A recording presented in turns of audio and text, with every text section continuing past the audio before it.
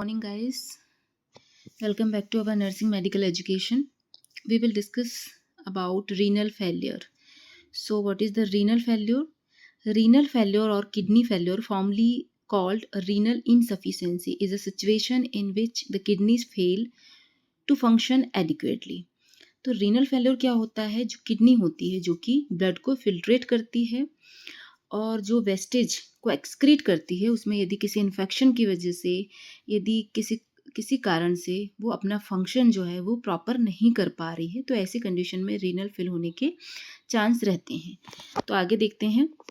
इसके two types होते हैं, types of renal failure. Two types, acute renal failure और क्रॉनिक. सो एक्यूट सडन होता है, जो सडन होगा और ये रिवर्सिबल है. और जो क्रॉनिक है, यदि क्रॉनिक हो गया तो वो CRF में चला जाएगा.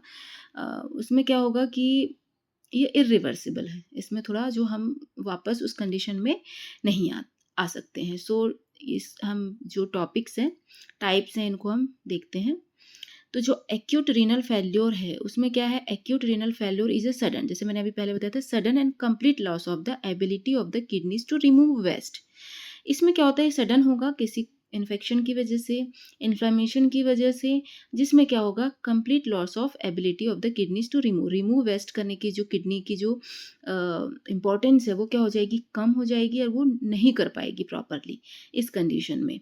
It occurs when the kidney stop working over a period of hours, मतलब कुछ दिनों के लिए काम नहीं कर पाएगी, कुछ डेज के लिए, या सम केसेस में कुछ वीक्स हो सकते हैं इसमें. तो जो एक्यूट रीनल फेल्योर है ये रिवर्सिबल है, इसे हम ठीक किया जा सकता है. Causes of acute renal failure. तो एक्यूट रीनल फेल्योर भी 3 टाइप्स का होता है, प्रीनेटल, पोस्टनेटल एंड इंट्रानेटल. सो पहला प्रीनेटल, इंट्रानेटल और पोस्टनेटल, हम ऐसा बोल सकते हैं इसको. तो ये एक एक को हम डिस्क्राइब करते हैं कि कैसे ये होता है. तो जो प्रीनेटल कॉज है, sudden and severe drop in blood pressure, shock और interruption of blood flow to the kidney from severe injury और इलनेस. जो प्रीनेटल है वो क्या होगा? वो किडनी के बाहर, मतलब यदि किडनी में कोई प्रॉब्लम नहीं है लेकिन बाहर से यदि कोई ब्लड प्रेशर की प्रॉब्लम है, शॉक की है, या कोई फंक्शन इंटरप्ट हो गया है, या ब्लड फ्लो इंटरप्ट हो गया है, तो इस वजह से किडनी में इंजुरी हो जाएगी और इलनेस होगी, तो ये प्रीनेटल कहलाएगा. जो बाहर की तरफ से इसमें ये कॉजेज इन्वॉल्व होते हैं. अब आते हैं इंट्रारीनल. सो इंट्रारीनल में क्या होगा? Direct damage to the kidney inside the kidney by inflammation, toxins, drugs, infection और रिड्यूस्ड ब्लड सप्लाई. तो ये किडनी के अंदर होगा, जो क्या करेगा? डायरेक्ट डैमेज करेगा to the kidney by inflammation, toxins, drugs, infection और रिड्यूस्ड ब्लड सप्लाई. तो ये डायरेक्ट करेगा ये. तो ये इंट्रारीनल हुआ, जो किडनी के अंदर ये किडनी को क्या इन्फ्लाम कर देगा, टॉक्सिन्स हो सकता है, ड्रग्स की वजह से, इन्फेक्शन और रिड्यूस्ड ब्लड सप्लाई की वजह से. नेक्स्ट है पोस्ट रीनल कॉज. तो पोस्ट रीनल कॉज में क्या हो सकता है? Sudden obstruction of urine flow due to enlarged prostate, kidney stones, bladder tumour और इंजुरी. तो जो पोस्ट रीनल है उसमें क्या होगा? सडन कोई ऑब्स्ट्रक्शन हो सकता है, urine flow due to enlarge prostate, यानी प्रोस्टेट जो इनलार्ज होगा, जो मेल में होता है, बड़ी हो जाएगी प्रोस्टेट, उसकी वजह से क्या होगा कि यूरिन फ्लो हो जाएगा, वो कम हो जाएगा. तो किडनी स्टोन्स में हो सकता है, ये ब्लैडर ट्यूमर में हो सकता है, और यदि कोई इंजरी हो गई है तो ये पोस्ट रीनल कॉजेज में आ सकते हैं. अब इनके जो रिस्क फैक्टर हैं वो क्या है? Being hospitalised specially for a serious condition that requires intensive care. तो किस कंडीशन में हॉस्पिटलाइज्ड हो सकते हैं? एडवांस्ड एज, यदि एज ज़्यादा है और यदि ऐसी प्रॉब्लम है, डायबिटीज़ है पेशेंट, हाई ब्लड प्रेशर है यदि पेशेंट को, हार्ट फेल्योर है, किडनी डिजीज़, लीवर डिजीज़, तो इस केस में हॉस्पिटलाइजेशन की रिक्वायरमेंट रहती है. पैथोफिजियोलॉजी में ड्यू टू एटियोलॉजिक फैक्टर्स. सो इसमें यदि कोई इन्फेक्शन हो गया, कोई एटियोलॉजी है जिससे रीनल वेसो कंस्ट्रक्शन है, तो GFR यानी ग्लोमेरुलर फिल्ट्रेशन इसमें क्या हो जाएगा? डिक्रीज होगा ये. और क्या कलेक्ट होगा इसमें? सोडियम प्लस H2 रिटेंशन होगा ये, मतलब ये रुक जाएगा और क्या बनेगा? बॉडी में इडिमा कॉज होने लगेगा. तो ये इसकी पैथोफिजियोलॉजी है. Phase of acute renal failure. तो इसके फेज होते हैं. एक्यूट रीनल फेल्योर की प्रोग्रेसेस थ्रू 4 फेजेस में हम इसे डिवाइड कर सकते हैं. Initiation phase, oliguric phase, diuretic phase, recovery phase. तो 4 फेजेस हैं, चूँकि ये रिवर्सिबल है, रिकवरी इसमें पॉसिबल है. तो देखते हैं. जो इनिशिएशन फेज है वो renal damage is occurring, the child में बी असिम्प्ट, जो चाइल्ड या पेशेंट है वो क्या होगा, इसमें असिम्प्टोमेटिक होगा, ठीक है। फिर उसके बाद जो ओलिगोरिक फेज है उसमें this phase starts when urinary volume less than 30 ml to 400 ml per 24 hours. Impaired glomerular filtration, तो जो ग्लोमेरुलर फिल्ट्रेशन है उसमें प्रॉब्लम होगी, ये अच्छे से फिल्टर नहीं कर पाएगा, waste can not be remove, नहीं कर पाएगा रिमूव, वो ब्लड में आने लगेंगे, यूरेमिया डेवलप्स, मतलब कि चूँकि वेस्ट प्रोडक्ट है वो प्यूरिफाइड यानी कि उसे अच्छे से फिल्ट्रेट नहीं कर पाएगा, तो वो कहाँ जाएंगे, वो ब्लड में फ्लो होने लगेंगे, जिसकी वजह से यूरेमिया डेवलप्स होगा। कंजेस्टिव कार्डियक फेल्योर हो सकता है इससे, हाइपरटेंशन और एनीमिया हो सकता है ओलिग्यूरिक फेज में। थर्ड फेज है डायूरेसिस फेज, तो diuresis phase is a marked by increased urine secretion of more than 400 ml per 24 hours. So इसमें क्या होगा, gradual return to normal and dehydration and electrolyte imbalance due to excessive urination. तो इसमें यह diuresis में क्या होगा कि ज़्यादा यूरिन जाएगा जो पेशेंट है, dehydration and electrolyte imbalance due to excess urination, ज़्यादा यूरिनेशन की वजह से डिहाइड्रेशन होगा पेशेंट को। अब है रिकवरी फेज, रिकवरी फेज में क्या होगा, इट टेक्स मंथ, ये मंथ में रिकवरी हो सकती है। If left untreated it result in fluid overload, electrolyte imbalance, uraemia, abnormally high level of waste product in the blood and coma.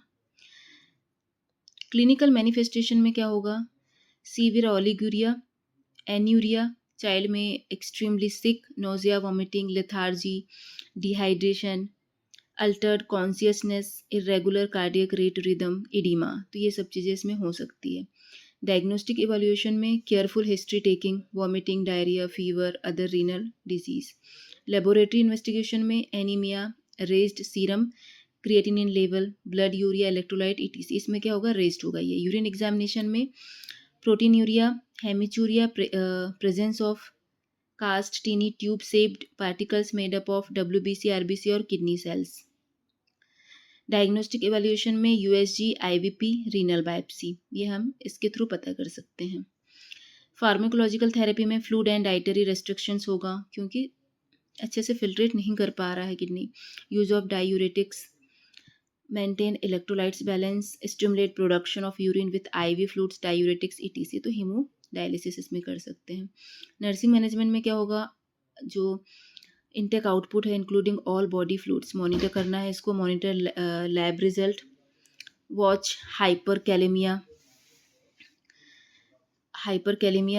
Potassium जो है वो से हमें वॉच करना है, मलाइज, एनोरेक्सिया और muscle weakness, ECG change, etc, ये सारी चीज़ें हमें वॉच करना है। वॉच फॉर हाइपरग्लाइसीमिया और हाइपोग्लाइसीमिया दोनों हो सकता है इफ़ रिसीविंग टीपीएन और इंसुलिन इन्फ्यूजन, यदि हम टीपीएन ड्रिप दे रहे हैं या इंसुलिन इन्फ्यूजन दे रहे हैं तो हमें हाइपर और हाइपो दोनों वॉच करना है।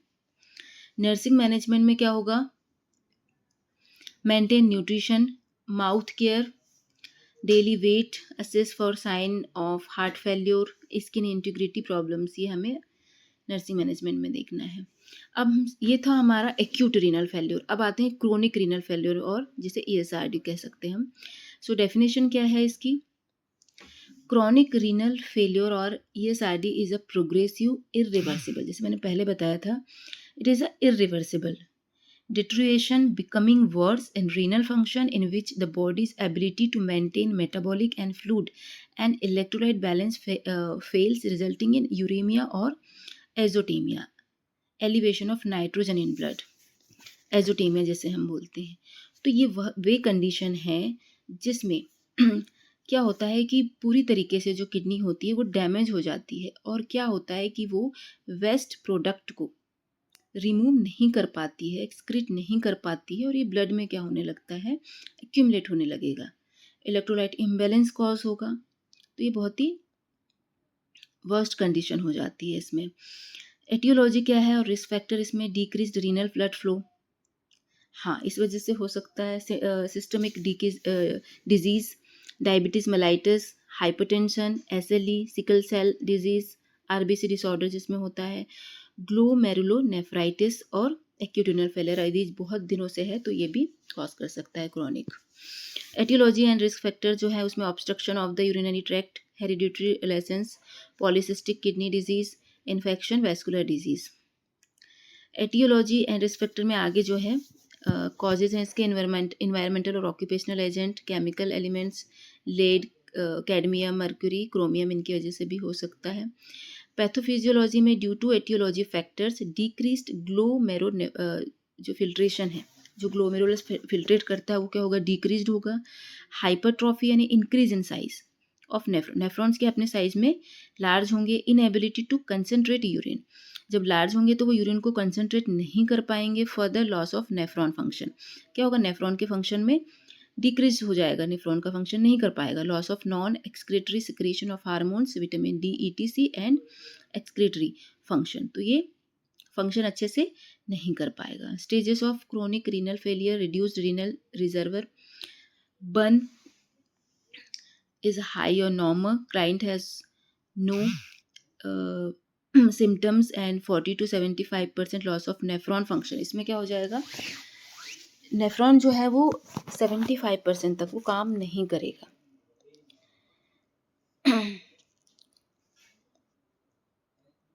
और जो बर्न होता है इसका होता है ब्लड यूरिया नाइट्रोजन, इसमें क्या होता है, हाई हो जाएगा, ये नाइट्रोजन की जो मात्रा है वो क्या हो जाएगी, बढ़ जाएगी, और यूरिया की।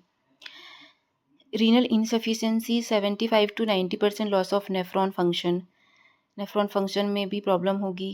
Impaired urine concentration, nocturia, mild anemia, increased creatinine and blood urea nitrogen.